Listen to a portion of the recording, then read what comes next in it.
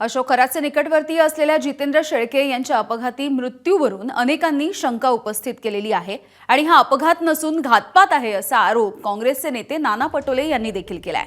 खराच्या प्रकरणामध्ये पुरावे नष्ट करण्याचा प्रयत्न सुरू असल्याचा आरोप त्यांनी केलाय। तर तपास सुरू असताना शेळकेंचा मृत्यू झाल्यामुळे शंका निर्माण होतीये असं रोहित पवारही म्हणाले। खरातला देखील जेलमध्ये संपवलं जाऊ शकतं असा दावा माजी खासदार विनायक राऊतांचा आहे।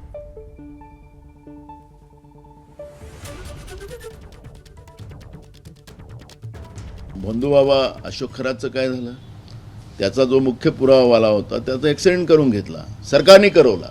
मी ठराविक मी सांगतो, कारण की हा अशोक खरात हा सरकारचाच प्यादा आहे आणि या सरकारच्या प्याद्याला वाचवण्यासाठी ज्या पद्धतीनं हा जो प्रयत्न सुरू झालेला आहे तो निंदनीय आहे।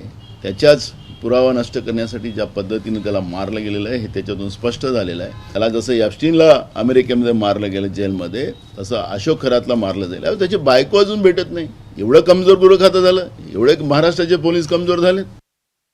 जर सिलेक्टिव्ह व्हिडिओ बाहेर येत असतील त्याच्यामागे कुठेतरी राजकारण, हे जे काही नेते काळी जादू करत होते, बोट कापून रक्त त्या भावलीवर टाकत होते, हे सगळे व्हिडिओ कुठे गेले हे का बाहेर येत नाही? आणि या बाबतीतली माहिती शेळकेला त्या ठिकाणी असल्यामुळे आणि चर्चा आणि इन्व्हेस्टिगेशन तपास चालू असतानाच शेळकेचा मृत्यू होणं हे म्हणजे कुठं ना कुठंतरी शंका घेण्यासारखं आहे। म्हणून आम्ही म्हणालो होतो ॲक्सिडेंट कसा झाला, कशामुळे झाला याचा एक थोडासा अभ्यास नाही इन्व्हेस्टिगेशन झालं पाहिजे।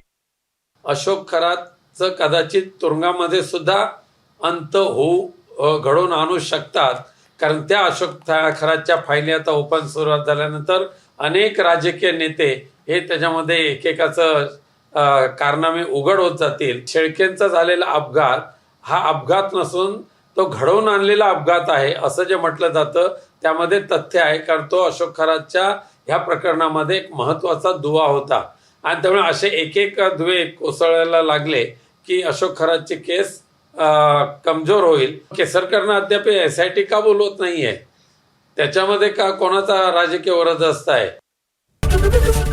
ABP माझा, उघडा डोळे बघा नीट।